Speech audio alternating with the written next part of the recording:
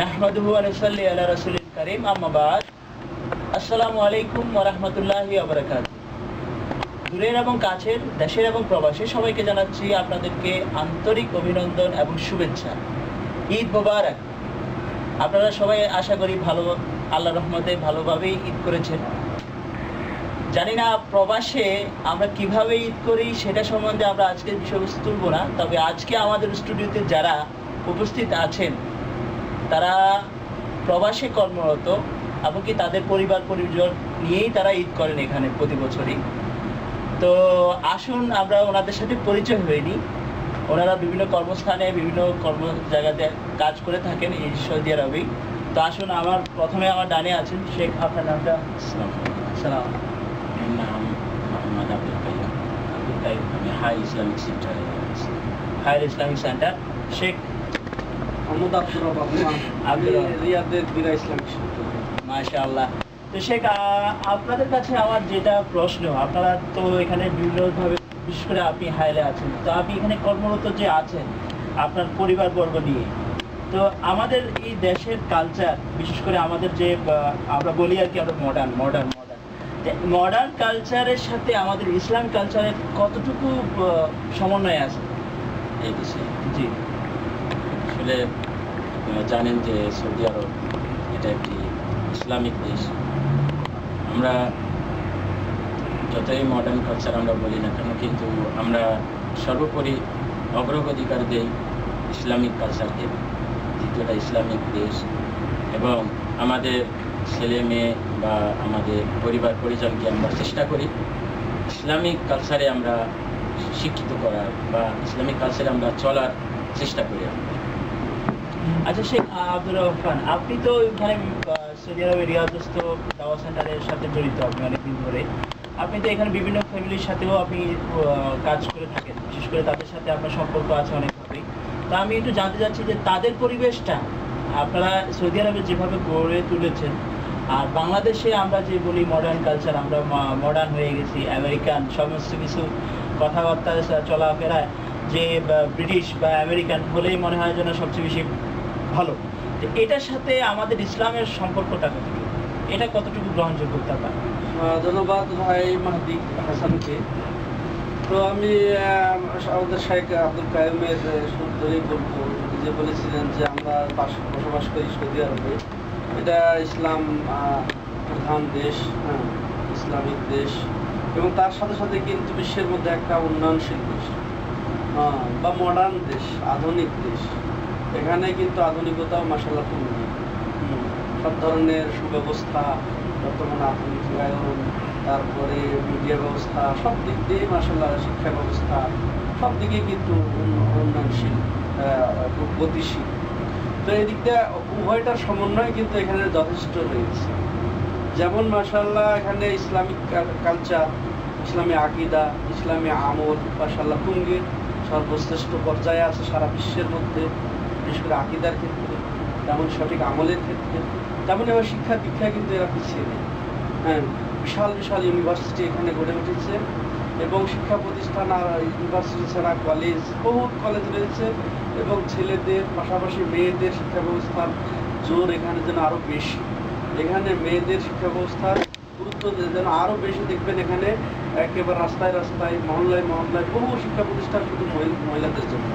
আর latest যেটা শুনে খুশি হবেন, যে এখানে জামিয়া নুরা বা নুরা নুরা আন্তর্জাতিক ইউনিভার্সিটি যে গড়ে উঠল এখানকার কিং খালেদ এয়ারপোর্টের পাশাপাশি, তো এটা বিশ্বের বৃহত্তর হচ্ছে ক্যাম্পাস, ইউনিভার্সিটির বৃহত্তর ক্যাম্পাস। তো এটা প্রমাণ করে যে এরা শিক্ষা দীক্ষা তো মাশাআল্লাহ অনেক উঠতে উঠেছে, এবং আধুনিকের দিকটা ওরা ছড়ানো। কিন্তু এই আধুনিকতা এদেরকে কিন্তু একেবারে করে দেয় নেই, নিচু মেয়েদের দেয় নেই, যে ইসলামকে বাদ দিয়ে যে আমরা উন্নয়ন কামনা করবো, এই করবো, তা নয় কিন্তু। তো এরা ওই ইসলামকে মান্য করেই, ইসলামী আকিদা আমলকে শীর্ষে রেখে, সামনে রেখেই কিন্তু তারা নিজের উন্নয়নের দিকেও কিন্তু মাশাআল্লাহ অনেক উঠে উঠেছে বিশ্বের মধ্যে। মাথা চাড়া দিয়ে উঠেছে শিক্ষা ব্যবস্থা সব দিক দিয়ে, কৃষ্টি কালচার দিক দিয়ে দেখে তাদের কৃষ্টি কালচার, পোশাকে আশাকে ফুটে উঠি, তারপরে পানাহারে ফুটে উঠি, তারপরে ইসলামী আদব কায়দায় ভাবধারা, তারপরে বিভিন্ন প্রোগ্রামে বিয়ে শাড়িতে ফুটে ওঠে, কিন্তু এদের নিজস্ব স্বকীয়তা বিলিয়ে দেয়নি। আমরা যে বলছি পশ্চিমা কৃষ্টি কালচার, আদর্শ, তাহজিব, তামাদ্দুন, সেগুলো আমাদেরকে উন্নয়ন করবে, প্রগতিশীল করবে, হ্যাঁ আমরা মডার্ন হবো, কিন্তু এটা জাস্ট আমাদের ভুল ধারণা। কিন্তু এরা এই ভুল ধারণাটাকে দেখেন আমাদের প্রমাণ করে দিয়েছে যে সত্যিকার ওটা ভুল ধারণা। কারণ এরা ইসলামকে সামনে রেখে ঠিকই মডার্ন, ঠিকই এরা আধুনিক, ঠিকই এরা উন্নয়নশীল, প্রগতিশীল। তাতে দেখা যায় বিবাহ শাদীতে মাশাআল্লাহ সুন্দর এরা প্রোগ্রাম করে, হ্যাঁ সুন্দর প্রোগ্রাম করে, ইসলামের নীতি মেনেই তারা প্রোগ্রাম করে। আবার দেখবেন স্কুল কলেজেও তার মাশাআল্লাহ তাদের এই সব ঠিকই আছে, হ্যাঁ। তো এদেরকে কেউ কি বলে না যে এরা সেকেলে বা এরা পিছিয়ে আছে, এরা একেবারে অনুন্নত, অনুন্নয়নশীল, কে বলতে পারে না। কিন্তু তো এর থেকে আমাদের শিক্ষা নেওয়া উচিত। আমাদের দেশের যারা মনে করেন যে তাদের পশ্চিমকে আমাদেরকে আদর্শ মনে করতে হবে, তাদের কৃষ্টি কালচার গ্রহণ করলে আমরা আপগ্রেড হয়ে যাব, আমরা আধুনিক হয়ে যাব, আমরা মডার্ন হয়ে যাব, আমরা উপরে উঠে যাব, এটা এখান থেকে শিক্ষা নেওয়া উচিত, যেটা আমাদের জাস্ট ভুল ধারণা। আমরা যদি সত্যিকার আমাদের ইসলামী আকিদাকে এবং আমাদের সঠিক আমলকে প্রাধান্য দিয়ে এর কাছে আমরা যদি আমাদের কৃষ্টি কালচার ফুটিয়ে তুলি, ইসলামী আদর্শ ফুটিয়ে তুলি, তবেই মাশাআল্লাহ সেটা আমাদের ইহকালীন পরকালীন কল্যাণ বয়ে নিয়ে আসবে। হ্যাঁ, এর মধ্যে রয়েছে আমাদের। কিন্তু আমরা যে যেমন আমরা নাচতে যাই, আমরা নিজের নাচটা ভুলে যাব, এই অন্যের নাচের যেমন কথাই আছে। তো আমরা ইসলামী পদ্ধতিতে না করে আমরা অন্যের অনুকরণ করতে গিয়ে আমরা ইসলামী পদ্ধতি ভুলে যাব, ওটাও পারবো না। শেষে দেখা যাবে আমরা আমাদের কোনো কিছুই হচ্ছে না। তো আমরা এতে আসলে আমাদের নিজের ব্যক্তিত্বকে বিলিয়ে দিচ্ছি, স্বকীয়তাকে বিলিয়ে দিচ্ছি। আসলে আমরা ভেসে চলছি প্রগতির শুরুতে, আর এটাকে আমরা মনে করছি এটাই প্রগতি, এটাই হচ্ছে আধুনিকত্ব, এটাই হচ্ছে বর্তমান যুগের, এটা হচ্ছে কৃষ্টি কালচার। এটা শেখ, আমি একটু আপনার সাথে সহযোগিতা করতে চাইছি যে বর্তমান যুগে যে পড়ালেখার মিডিয়ার যে প্রযুক্তিটা, বিশেষ করে দেখা যাচ্ছে তথ্য প্রযুক্তির ক্ষেত্রে স্যাটেলাইট এবং তথ্য প্রযুক্তি এমনভাবে মিডিয়া বিশেষ করে আমাদের সংস্কারকে, আমাদের বলতে গেলে যে বাঙালি সংস্কারকে গ্রাস করে ফেলছে। সেখানে কৃষ্টি কালচার বলতে গেলে আপনি যেটা বললেন যে আমেরিকান সোর্স বা মিডিয়া বা বিভিন্ন দেশের কালচার এসে আমাদের দেশকে ক্ষতিগ্রস্ত করতেছে। তো এখন আমাদের কি করণীয়? আমাদের দেশের যে বর্তমান প্রেক্ষাপটে ধর্মীয় শিক্ষার কতটুকু প্রাধান্য দেওয়া উচিত, যদি আপনি সেটা একটু খণ্ডন করে নেন। ধন্যবাদ। তো এক্ষেত্রে বর্তমান এখানকার অবস্থার প্রেক্ষাপটে মাশাআল্লাহ আমরা যারা প্রবাসী আছি, আমাদের বড় সংখ্যক লোক আমরা এখানে প্রবাসী আছি, এদের মধ্যে কিন্তু এই প্রভাবটা পড়েছে, যথেষ্ট প্রভাব পড়েছে। এবং বের হলেই মাশাআল্লাহ পর্দা প্রথা মান্য করা, এটা মাশাআল্লাহ এটা বাধ্যতামূলক এখানকার শরীর আইন অনুযায়ী। সেই হিসেবে আমাদের প্রবাসী যারা আমরা আছি তারা কিন্তু ইচ্ছায় অনিচ্ছায় সেটা এটা গ্রহণ করে থাকি, এবং গ্রহণ করতে করতে দেখা যায় আমরা মাশাআল্লাহ এটা শেষ পর্যন্ত নিজেরা এটাকে মানে এটা ইবাদতের শামিল করে নেই এবং এটা গ্রহণ করে নেই। তো এটা একটা বিরাট পরিবর্তন দেখা যায়, এভাবে পরিবর্তন হচ্ছে, এবং ইসলামের পরিবর্তন হচ্ছে, আকিদারও পরিবর্তন হচ্ছে, আমলও পরিবর্তন হচ্ছে এখানকার এতে। আর বিশেষ করে দেশের প্রতি আমার এই আহ্বান হবে, এবং এখানে যারা প্রবাসী আছে তাদেরকে খাস করে আহ্বান হবে যে আমরা ইসলামী আকিদা আমলকে প্রাধান্য দেবো, শিক্ষাকে প্রাধান্য দেবো। এই জন্য আমি বলবো, এই ছোট্ট মেসেজটা দিব আমাদের মুসলিম বাঙালি ভাইদের প্রতি, যে আমরা বিদ্যা অর্জন করবো। বিদ্যা অর্জন করা প্রত্যেকের জন্য ফরজ, আমরা এই কথাটা জানি সাধারণভাবে, কিন্তু এইভাবে না। বিদ্যা অর্জন করা ফরজ, কোন বিদ্যা অর্জন করা ফরজ সেটা আমাদেরকে জেনে ওই বিদ্যার কমপক্ষে আমাদের প্রত্যেককে অর্জন করতে হবে। আর সেই ফরজ বিদ্যাটা হচ্ছে যে আমরা আকিদাগত ইলম অর্জন করবো, আর ওই ইবাদতের ইলম অর্জন করবো যে ইবাদত আমার জন্য করা ফরজ। তো এই ফরজটুকু যদি আমি পালন করি, অর্থাৎ ইমান সম্পর্কে, ইমানের রকমগুলা, ইসলামের রকমগুলা, এই মৌলিক দিক, ইসলাম নষ্ট হয়ে যায়, তারপরে তাওহীদ নষ্ট হয়ে যায়, ইমান নষ্ট হয়ে যায়, এইসব দিক যেমন শিরক, কুফর, নেফাক, মুনাফিকি, বড় শিরক, বড় কুফর, বড় নেফাকি, এগুলা কি, এগুলা জেনে যদি ওগুলা থেকে বিরত থেকে আমরা সঠিক আকিদা, মৌলিক আকিদা পোষণ করি, যা অবশ্যম্ভাবী, যা জরুরি, যে আকিদা পোষণ না করলেই একজন মুসলমান থাকা যায় না, ওই আকিদা সম্পর্কে আমাদের প্রত্যেকের জানা এবং ওর উপরে অটল থাকা আমাদের কিন্তু ফরজ। এই বিদ্যাটা কিন্তু ফরজ, এবং তেমনইভাবে পাশাপাশি ওই ইবাদতের ইলম অর্জন করা ফরজ যে ইবাদত আমাদের জন্য ফরজ। যেমন প্রাপ্ত বয়স হলে নামাজ ফরজ হয়ে যায়, রোজা ফরজ হয়ে যায়, হ্যাঁ, তো যখন এই ফরজ হয়ে যাবে বা এই ফরজের এলেমটা আমাকে অর্জন করতে হবে। নামাজ ফরজ, এখন নামাজ কিভাবে পড়তে হবে, কোন পদ্ধতিতে পড়তে হবে আমাকে জানতে হবে। আর সেটা অবশ্যই নবী সাল্লাল্লাহু আলাইহি ওয়াসাল্লামের পদ্ধতিতে পড়তে হবে। নবী সাল্লাল্লাহু আলাইহি ওয়াসাল্লাম যেভাবে নামাজ পড়েছেন ওইভাবেই, গতানুগতিক না, দেখার দিক না যে সমাজে দেখছি এত লোক পড়ছে, এত লোক এভাবে নামাজ আদায় করছে না, বরং আমাদেরকে ফলো করতে হবে যে নবী সাল্লাল্লাহু আলাইহি ওয়াসাল্লাম কিভাবে নামাজ পড়েছে, ঠিক কিভাবে রোজা রেখেছে, কিভাবে আমার যখন হজ ফরজ, হজ করবো, হজের এলেমটা আমাকে তখন অর্জন করা ফরজ, ওই কিভাবে নবী সাল্লাল্লাহু আলাইহি ওয়াসাল্লাম হজ করেছেন, সবাই করছে আমিও আবেগে ওইভাবে হজ করবো তা নয়, কিন্তু যেভাবে ঠিক নবী সাল্লাল্লাহু আলাইহি ওয়াসাল্লাম হজ করেছেন ওইভাবে আমাকে হজ করতে হবে। তো আমার যেটা শেষ কথা আপনার প্রশ্নের ভিত্তিতে, যে আমাদেরকে আকীদা, মৌলিক আকীদা, তার মধ্যে আকীদা তাওহীদ, আল্লাহকে এক মানা এবং এক বাস্তবায়ন করা, এটার ইলম অর্জন করা আমাদের প্রথম ফরজ। ইলম অর্জন করা যে ফরজ, এটাই হচ্ছে ফরজ, মানে আকীদাগত আকীদা তাওহীদের ইলম অর্জন করা ফরজ।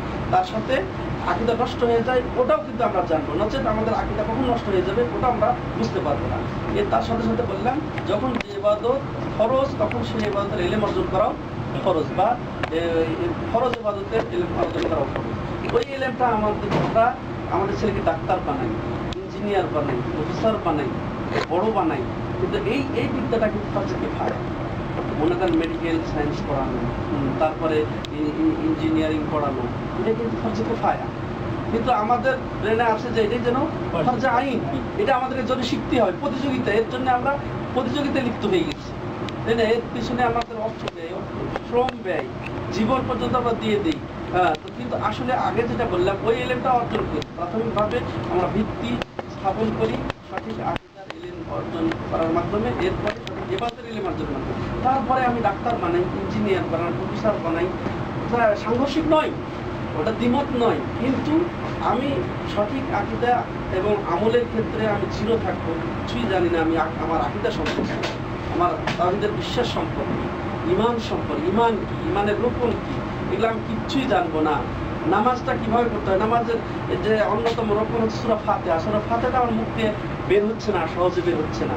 আর আমি ওই পিএইচডি ডিগ্রি অর্জন করেছি, বিসিএস ডিগ্রি অর্জন করেছি, তারপর ডবল মাস্টার্স, ডবল আমরা অনার্স।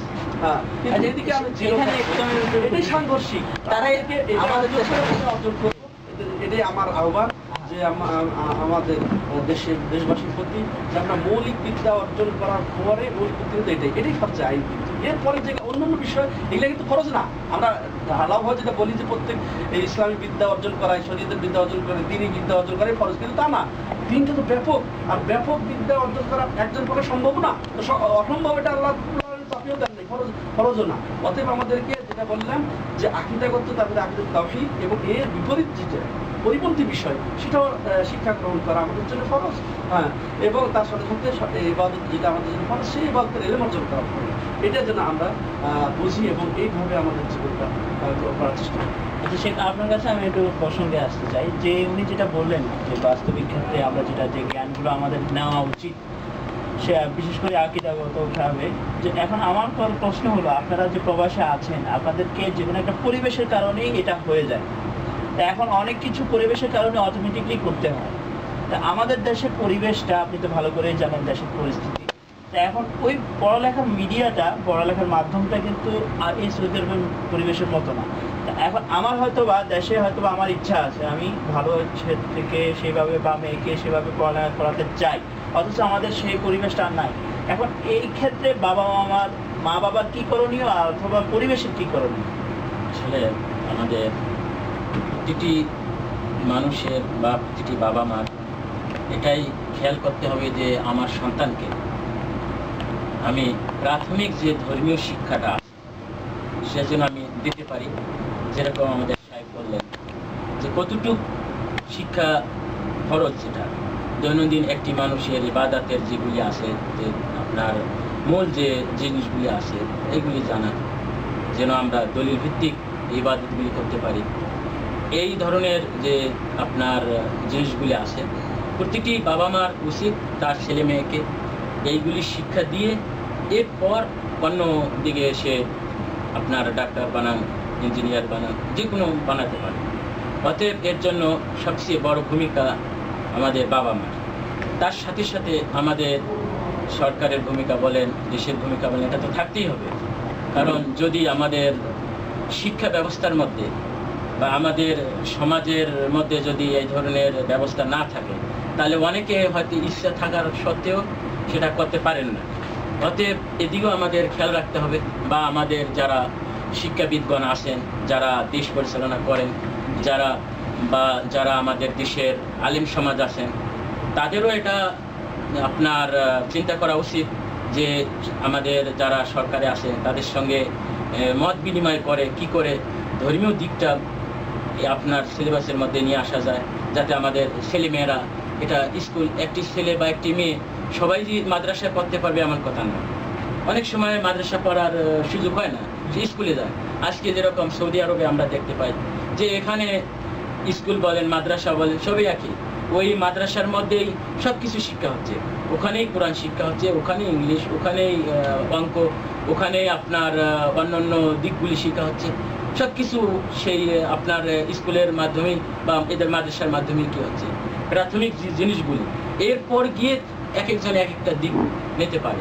অতএব এই জন্য আমাদের সবচেয়ে বড় ভূমিকা আমাদের পিতামাতাদের ভূমিকা পালন করতে হবে, যে প্রতিটি পিতামাতা বা প্রতিটি গার্জিয়ান যদি মনে করে যে আমার ছেলে বা আমার মেয়েকে আমি ধর্মীয় শিক্ষিত করব, এর অর্থ এই নয় যে তাকে শুধু মাদ্রাসায় পড়াইতে হবে, তা নয়। সে বাড়ির থেকে হোক বা আপনার আলাদাভাবে হোক বা কোনো টিচারের মাধ্যমে হোক, সে প্রাথমিক যে জ্ঞান, ধর্মীয় জ্ঞান, সেটা দিতে পারে। তাহলে হবে কি, আমাদের সমাজের মধ্যে যে এই একটা আপনার কুসংস্কার আছে যে আমরা অনেকে মনে করি যে আমার ছেলে স্কুলে পড়ছে, সে তো মাদ্রাসায় পড়েনি, সে কিভাবে কোরআন শিখবে বা কিভাবে দিন শিখবে। না, আমরা বাড়ির থেকে ওটা পড়াইতে পারি, বা আমরা সেই যে কোনো আলেমের মাধ্যমে বা টিচারের মাধ্যমে বা কোনো একজন আরবি শিক্ষক রেখেও পড়াইতে পারি, বা আমরা বাবা মাও সেটা কি করতে পারি, ছেলে মেয়েকে আমরা শেখাইতে পারি। তাহলে আমাদের প্রতিটি ছেলে মেয়ে কী হবে, তাদের যে প্রাথমিক যে ধর্মীয় জ্ঞানটা যদি থাকে, তাহলে ইনশাআল্লাহ পরবর্তীতে গিয়ে সে এই ধাসে বা এই ধর্মীয় ভাব অনুভূতি নিয়ে সে কি হবে, বড় হবে। আলহামদুলিল্লাহ, শেখ যেটা আমাদেরকে অবতারণা করলেন যে পরিবেশের ব্যাপারটা, তা আমি এখানে আপনার কাছে একটু জানতে চাচ্ছি যে সমস্ত ছেলে মেয়েদেরকে আমরা অলরেডি যেমন দেখা যাচ্ছে যে ডাক্তার, ইঞ্জিনিয়ার হয়ে গেছে, অথচ এবিসিডি জানে না ধর্মীয় শিক্ষার ক্ষেত্রে। অর্থাৎ আমি যেটা বলতে চাচ্ছি যে ইসলাম ধর্ম যে সে সম্বন্ধে কিছুই জানে না সে। এখন সেই সমস্ত ছেলে মেয়ে বা সেই সমস্ত মানুষদেরকে আমরা কিভাবে সোচ্চার করতে পারি? তাদেরকে তো আর মাদ্রাসাতে পাঠাতে পারবো না, বা মনে করেন তাদের এমন একটা পরিবেশ হয়ে গেছে, তারা এখন পড়ালেখার পাশাপাশি আর অন্য কোনো মানে চাকরি ক্ষেত্রে চলে আসার পরে তাদেরকে কিন্তু আর সেই পরিবেশে ফেরানো যাচ্ছে না। সেক্ষেত্রে আপনারা কোনো উদ্যোগ নিচ্ছেন কিনা, বা এরকম পরিবেশ করার মতো ক্ষেত্রে কোনো সিলেবাস যদি আমরা তৈরি করি তাদের ক্ষেত্রে, এরকম কোনো উদ্যোগ আছে কিনা? ধন্যবাদ ভাই মাদিকে, উনি আমার গুরুত্বপূর্ণ বিষয়টা উপস্থাপন করেছেন। আমি একটু আগে যেটা বলেছি যে আপনাদেরকে আগে সমাজে অনুধাবন করতে হবে যে কি ধরনের এলিম অর্জন করা আমাদের জন্য খরচ, এবং এরপরে ফরজে কিফায়া, যেটা একটু আগে বলা হয়েছে, ফরজে আইনের কথা, আকিদাগত মৌলিক আকিদাগত এলিম এবং ইবাদত এলিম। আর ফরজে কিফায়া হলো আমাদের জেনারেল সব সাবজেক্ট কিন্তু ফরজে কিফায়া। কিন্তু আমাদের ভুল ধারণা, এটা আমাদেরকে দূর করতে হবে যে মৌলিক আকীদা ইবাদতের ইলম অর্জন করার পরে আমরা যেন ফরজে কিফায়া, মানে আমাদের একজন ডাক্তার হলে চলে যায় সমাজ, একজন ইঞ্জিনিয়ার হলে হয়ে যাবে, সবাইকে ডাক্তার ইঞ্জিনিয়ার হওয়া জরুরি না, হওয়া সম্ভব না। অর্থাৎ কেউ কেউ হলে হয়ে যাবে, কিন্তু ফরজে কিফায়া এটা জেনারেল সব শিখতে হচ্ছে, ফরজে কিফায়া কিন্তু শিখতে হবে। একজনও ডাক্তার হবে না তা কিন্তু নয়, একজনও ইঞ্জিনিয়ার হবে তা কিন্তু নয়। তো এটা কিন্তু আমাদের সমাজের কি অবস্থা, যে এই বিদ্যার জন্য আমরা সব কিছু করি, এবং আর পাশাপাশি এই যে আকীদা আমলের যে বিদ্যার কথা বলা হলো, এটা আমাদের কাছে একেবারে উপেক্ষিত, মানে এটা আমার ধারে কাছেও নেই। অনেকেই যে বললাম সেটা ফাতিহাটা আমাদের থেকে অনেকের বের হয় না। তো এই কমপক্ষে অনুভূতিটা জাগাতে হবে যে আমি কি, আমি একজন মুসলিম, অতএব আমি মুসলিম হিসেবে আমাদের করণীয়, আমাদের কি হওয়া উচিত। এই আমাদের সচেতনতা বাড়াতে হবে, এবং এটাও রাসূলুল্লাহ বলেছেন মাইয়ুরিদিল্লাহু বিহি খায়রান ইফাক্কিহু ফিদ্দীন, যে আল্লাহ যার কল্যাণ চান তাকে আল্লাহ দ্বীনের বুঝ দান করেন, দ্বীনি শিক্ষা দান করেন। এটা তোকে বোঝাতে হবে যে তুমি যে একে দ্বীনি শিক্ষা করোই না, দিন থেকে একেবারেই বিমুখ, হ্যাঁ এখানে উপেক্ষিত তুমি, তাহলে এটা তোমার তো আল্লাহ ভয় করা উচিত। তুমি দাবি তো করো মুসলমান, তার রাসূল বলছেন, সুসংবাদ দিচ্ছেন, যাদের আল্লাহ ভালো চান, যাদের কল্যাণ চান, তাকে আল্লাহ দিনের বুঝ দান করে। তোমার দিনের বুঝ কতটুকু আছে? তুমি একজন এখন ডাক্তার হয়ে বের হয়ে আসছো, তুমি একজন ইঞ্জিনিয়ার হয়ে বের হয়ে আসছো, পিএইচডি ডিগ্রি নিয়ে আসছো, কিন্তু আল্লাহকে কি জবাব দেবে? তো এই অনুভূতিটা তাকে জাগাতে হবে। অতএব শিক্ষা কিন্তু শেষ নেই। উনি ডাক্তার হয়ে গেছেন, ইঞ্জিনিয়ার হয়ে গেছেন, ডিগ্রিধারী হয়ে গেছেন, এই জন্য আর ধর্মীয় শিক্ষা এখন কীভাবে মক্তবে যায় বাচ্চারা হাঁটি হাঁটি পা পা করে, এইভাবে কেমনে যাবে এটা চিন্তা করলে হবে না। কারণ তার এই ফরজ অনুভূতিটা তাকে জাগাতে হবে, তার জাগতে হবে, যেটা আমার শিখতেই হবে। এটা আমি যে কোনো আর এখন মাশাআল্লাহ মাধ্যম মিডিয়া খুব সহজ, ঘরে বসে বসে কার কাছে যেতে হবে না। আধুনিক মিডিয়া খুব এখন উন্নয়ন ঘটিয়েছে। বাড়িতে বসে কোরআন শিক্ষা, হাদিস শিক্ষা, সব কিছু ল্যাঙ্গুয়েজ শিক্ষা সবই পাওয়া যাবে। অতএব সে ঘরে বসে বসে একা নিরিবিলিতে কোরআন শিখতে পারে, কোরআন চর্চা করতে পারে, কোরআন বুঝতে পারে, কোনো অসুবিধা নেই। বড় হয়েছে তাই কি হয়েছে? অতএব ফরজের অনুভূতিটা যদি তার জাগে বা আমরা জাগাতে পারি, তাহলে তার এই যে অহমিকতাটা কেটে উঠবে, যে আমি এখন বড় হয়ে গেছি, কীভাবে আমি কোরআন শিখতে যাবো, একজন হুজুর থেকে কোরআন শিখতে আল্লাহ খোলা চ্যালেঞ্জ খুলে দেওয়া ঘোষণা যে আমি কোরআনকে সহজ সাধ্য করে দিয়েছি। কে আছে উপদেশ গ্রহণের জন্য? হ্যাঁ, বলে আল্লাহ সহজ করে দিয়েছে। কোরআনটাই সহজ সাধ্য। পৃথিবীর যত গ্রন্থ আছে তার মধ্যে সবচেয়ে সহজ হচ্ছে কোরআন। তার প্রমাণ হচ্ছে আজকের শিশুরা 5 বছরের, আপনি পাবেন 5 বছর শিশু পুরো 30 পারা কোরআন মুখস্থ করছে। সহজ না হলে সম্ভব? হ্যাঁ, তো দেখেন মুখস্থ করছে কত কোটি কোটি হাফেজ পাবে না। এটা সহজ না হলে সম্ভব?